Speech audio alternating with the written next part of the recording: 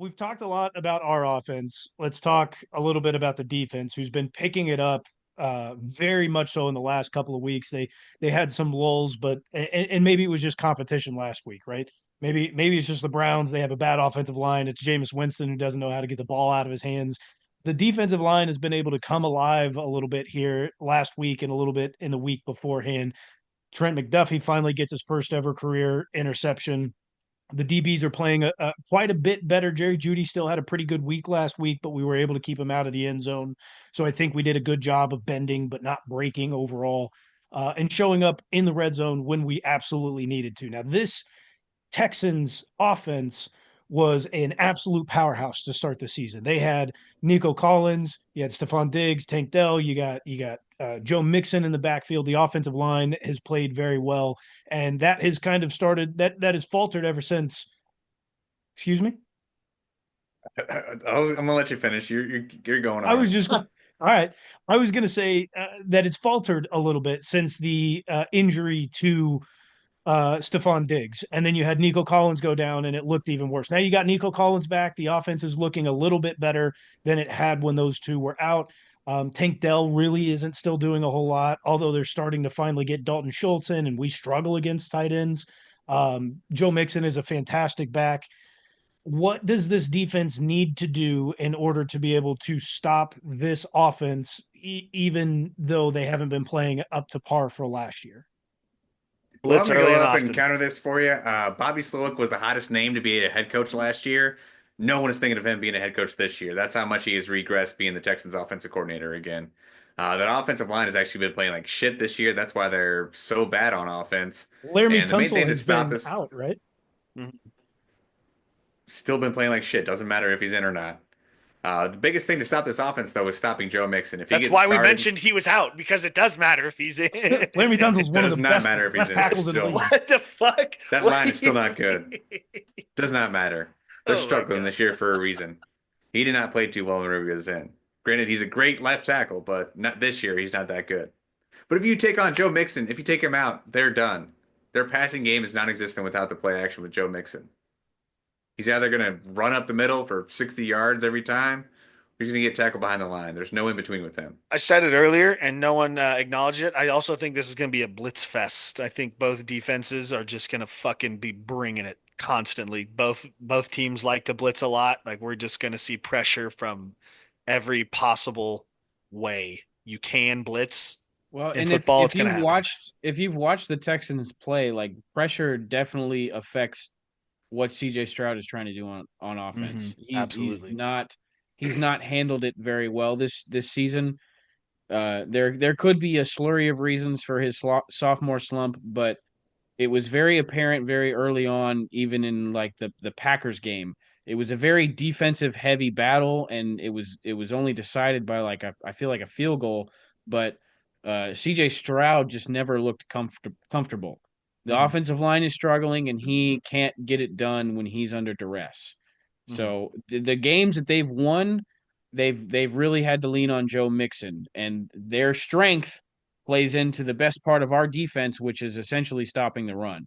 And Sean said it right. If we can stop Joe Mixon, the Texans offense is going to be sputtering and they're not going to be able to get much done in Arrowhead.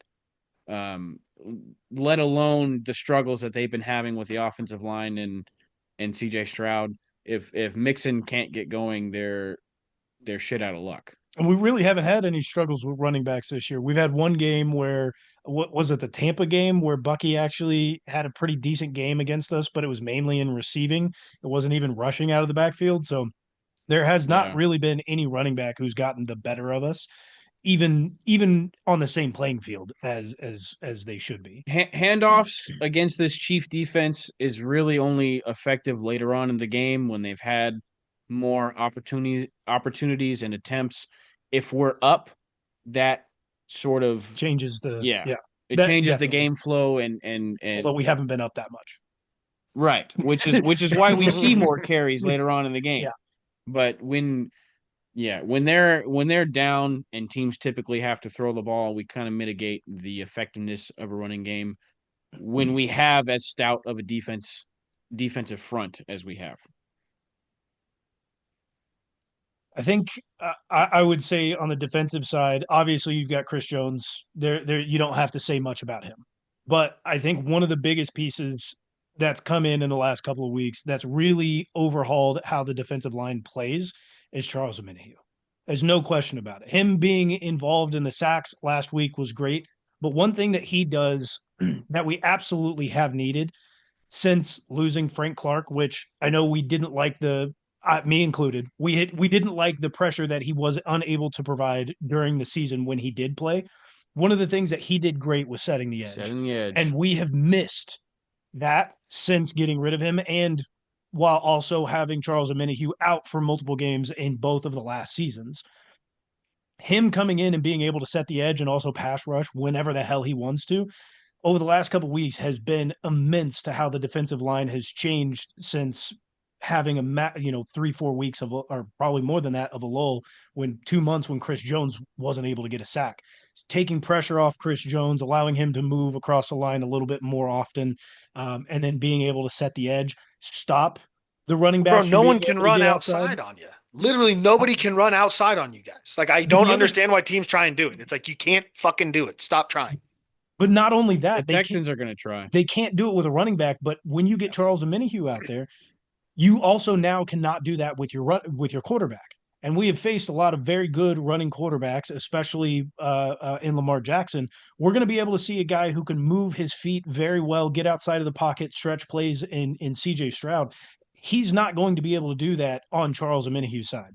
Whatever side that he lines up on, and mainly it's the quarterback's right side, he's not going to be able to roll out into his right. He's going to have to roll out to the left and throw across his body. And that's where our DBs are going to be able to sink in. And I think going to be able to come away with a couple of turnovers in this game as well, simply because we're going to be able to take that strength away from CJ Stroud. I'm going to go ahead and call it right now. I'm expecting a Charles Omenihu strip sack in this game. Oh, Anybody want to take that bet? no, I would like to agree with you. Yeah. Yeah, I do think as much as we hammer this Chiefs team for playing down to our opponent's level, this Texans matchup is probably a good matchup for us. They're struggling to get things going, getting the ball to their receivers, and we, the defense overall had great numbers against the Browns. 5 sacks, 2 picks, 2 forced fumbles. Like the numbers across the board look really great, and I hope we can just carry this momentum into this matchup against That the was a bad Texans. that was a bad football team, though. Let's be honest. That was a bad football team. But we Jameis was hot. good football teams are going to Was use those games to build the was. momentum, right? We were in a little bit of a slump, playing teams really close, and we get turnovers, we get takeaways against the Browns team like we should have, and we carry that momentum into a game where the matchup leans in our favor. They have to lean on the run game to get their offense going. That's the best part of our defense.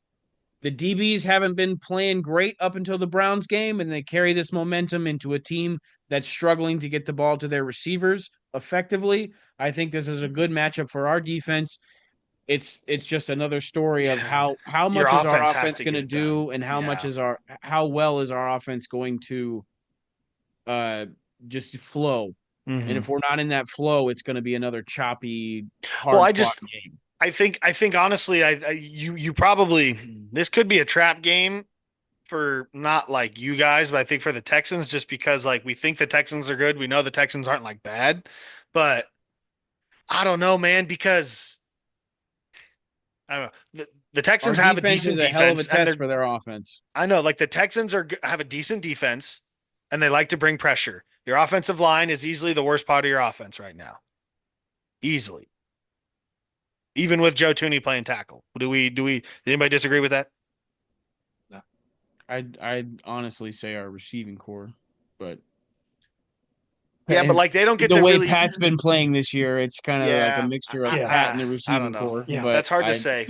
Pat seems timid out there, and that's one But thing you want. Oh, go ahead. what I was getting at though, what I was getting at is I think your offense hasn't had to play great to win games this year.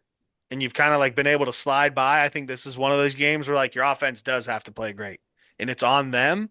And I think because of that, we could see like I think the chance, the possibility that we see you guys beat the shit out of them and definitely cover, like that I think that's in the cards this game, possibly. I mean, it's there just given the momentum you were talking about, but Hmm. let's not discount this Texans team. They're very No, good. I'm not trying to. I'm not They trying are to, but they it's are on the coached well. offense. It's on They're the coached. offense for the Chiefs. Agreed.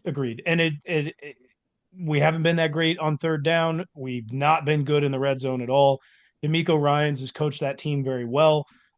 Even though their offense is slipping, their defense is the reason why, just as much as the Chiefs, that they've been able to stay in games and win the games that they have. And so, even though that the Texans have taken a massive dip in form from where they were last year, I think mainly has to do with having film and a little bit of regression from CJ Stroud. I don't expect that to be the case next year. Um, they're still a very well coached team, and that defense is something to be a little bit worried of. Which goes back into the fact that Tybo, you were saying, and I've heard a lot of other people say this. Patrick Mahomes shouldn't be playing in this game. At least I'm not going to say it, but you and others have said I know how it. difficult a high ankle sprain can be to come back from.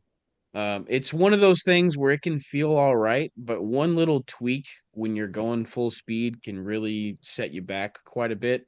So that's my main worry is if Pat has any incident where he re-injures or tweaks that same ankle, we could be dealing with a longer setback or a longer absence than if he were to just sit out 1 or 2 weeks now.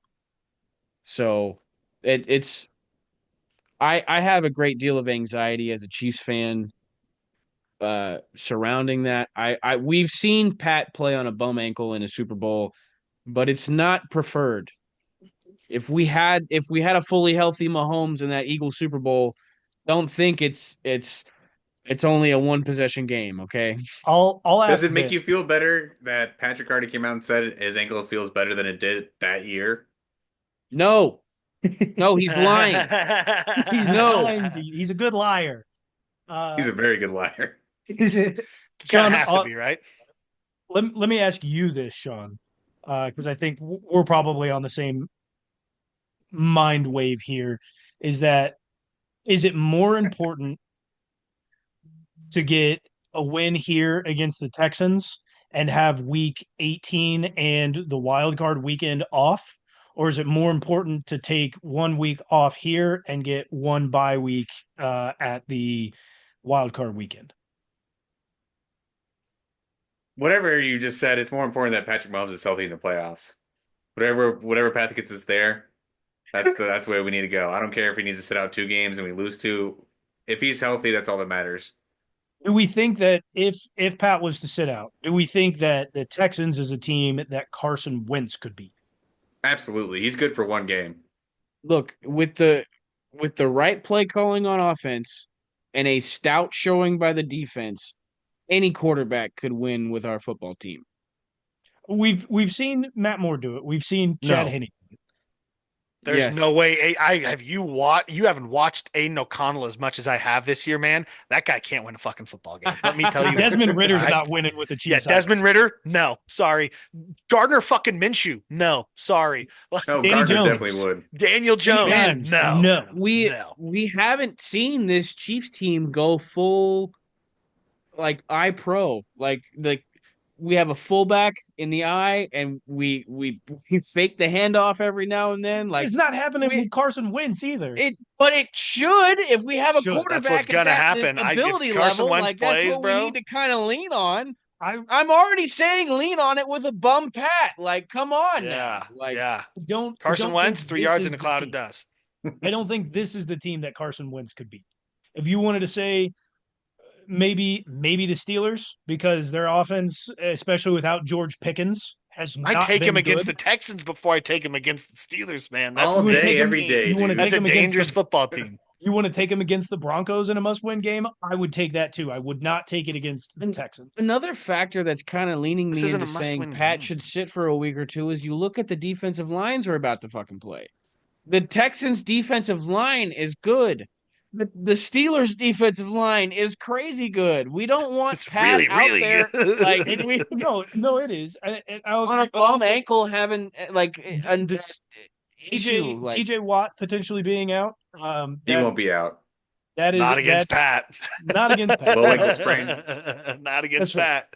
But see, Pat's not going to be out either. And I agree with you. There needs to be some caution in the way that we call plays. There needs to be additional protection for Pat. But I would much rather have a I would much rather have Pat be rested at week 18 and in the wild card than take the opportunity to have a rest week here and in the wild card weekend. I think 2 weeks of rest in a row is much better on an ankle than one and then one elsewhere. That I feel like that decision is or opinion is probably fueled by the Bills winning. They didn't take a 2-game skid. They bounced back after their loss to the Rams, and they're still That really fucking close. That too, because we now no longer can let's use the bye week in week 18. Let's not stretch it out and have to play Pat in week 18 if we don't have to.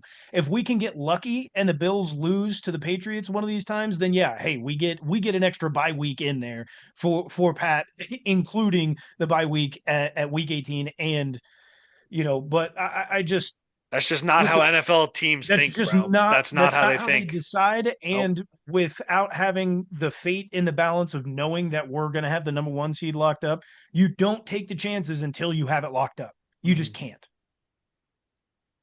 Because You don't take a knee until you know you're going to win. Like, you put Carson Wentz in this week and we lose, and the Bills now are only 1 game behind, we've got a problem.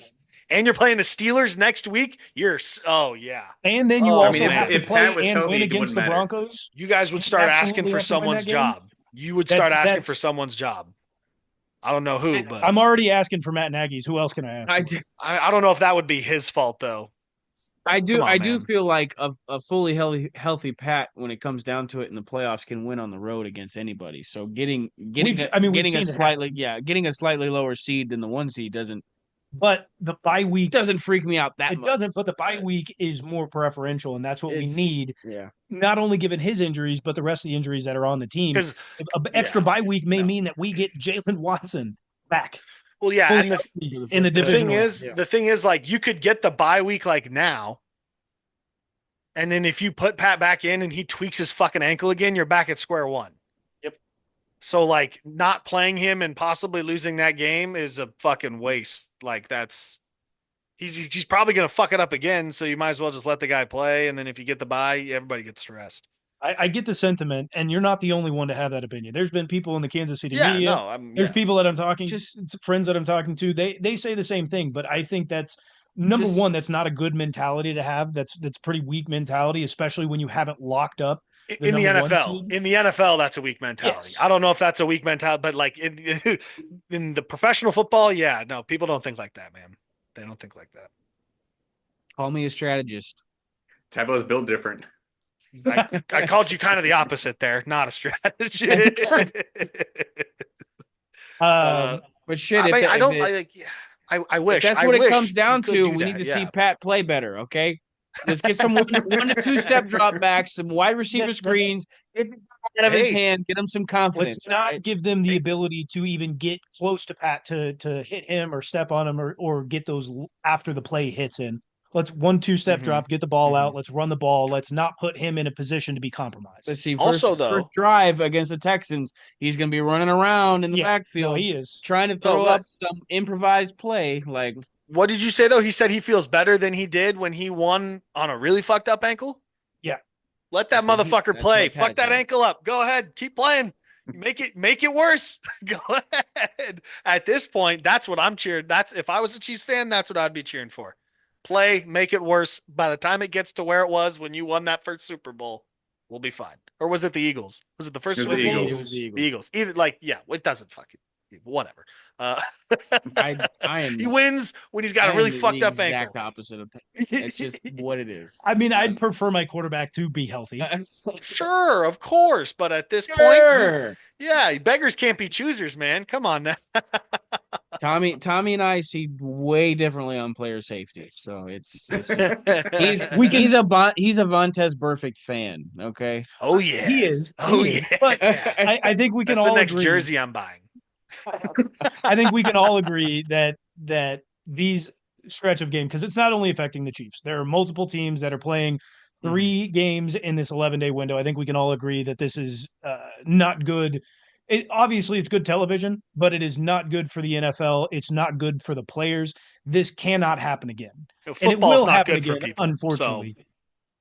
Yeah, but you can't play this many games in that short of a window. I agree that yeah, it is you not good can. for the health of the body, but It, you it, can't do it. 1899 See we need Tigers. Look it man, up. it demonstrates the feigning of the NFL, like outwardly showing that they want to care about player safety. Oh, agreed. But when it comes down to it, it's the It's It's dollar about money. bill, dollars. it's It's the money. ratings, it's people watching our product, and that's putting them out as many times as you can during a season, as it, regardless if it's a short window or whatever. Like they're putting product out there for people to view, and it's just not, it's not going to realistically change When would There's you what say that we're started? asking for. When do you think that started? Like, if when you had they to guess, like a time, like a year or so, or like around, an era, like when do you think that started? when they started doing games outside of Sundays, when they started bringing in the Monday Night Football and the Bro, Thursday they've been Night playing Football. Monday Night Football since like the 70s, dude. Right, but so sorry, not the Monday Night Football, but when they started bringing in the Thursday Night Football along with it. Thursday When you night, yeah. did Thursday, Sunday, and Monday, and now you're adding in also Saturday games. When you started Well, branching out and started adding those, that's when it started to happen. And then See, I then was you got thinking in an extra game international on top of games. that. I That was thinking that international too. games. That's So what I now was you really got those, thinking. and then on top of that, you also add in a week 18, and you don't add in an extra bye week. Hmm. Or you have teams like the Chiefs who are taking a bye week at what, week 5, week 6, and they don't get another bye at the end of the season, and you're also putting them in this many games in this many days. Yeah, but we got guys getting suspended for player safety. You're getting you're Come getting on, you're getting you're giving a guy 3 games um, because he made a late decision. like it's just not good. they make those decisions to show you, like, we We feel for player it's They that safety. it's don't. that They don't outward though. They showing. They don't. don't. It's That's the what No, outward showing. it's a that's thin exactly what we're veil. saying. It's a thin It's veil. That's what we're but saying. and I honestly think it goes a little bit deeper and further back. If you think of like the initial, like, Tom Brady and the Tuck rule, and the rules that started to benefit the quarterback, Yeah, Yeah. and rules that made it harder to tackle the quarterback and tackle him safely or whatever. Uh, the rules that then affected receivers, yep. defenseless receivers, and all this stuff that's come along. It's all been in the purpose of creating more points for the NFL. Offenses scoring more points leads to more viewers, leads to Yeah. better Hmm. ratings, and all that stuff. And that the extra stuff that they've added to try and increase viewership on, international games and games on Hmm. different days and all that stuff. It really started with protecting certain players on offense, and the Yeah. and the shift from, like, the 90s and early 2000s way of playing defense to what we see now in the NFL. Yeah. Well, I mean, honestly, the 90s and the 2000s, the early 2000s way of playing defense is how defense was always played in the NFL. Like the defense hadn't changed in the NFL up until that point. And honestly, my dad said something great over Thanksgiving. He said, because we were kind of having a similar conversation, he said, the NFL is a doctored version of football. It's not just football. It's a doctored version of the game. Because like you said, we have rules to protect people to make sure that the quarterbacks, are as safe as possible and so they can throw more touchdowns, score more points and all that. So, yeah, no, I totally agree. And I think that's a great way to describe kind of the NFL unfortunately right now. It's a doctored version of football for sure. And all Doctored all in the we sense of want like it's not just football. all we want as traditionalist fans is to get Yeah, back as to the purists. basics, I'm a right? purist. Hand Make that football ball fun off again. on 3rd and 1. Hmm. Bring back the clothesline.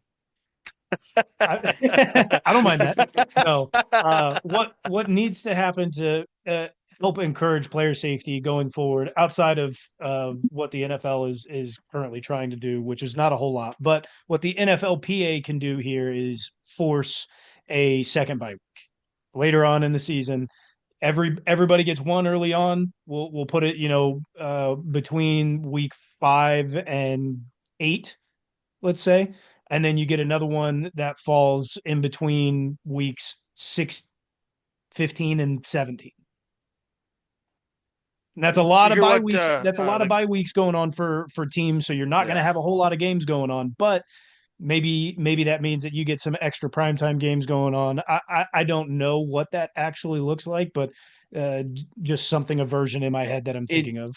I think the only way that really gets any traction is if you offer up a preseason game.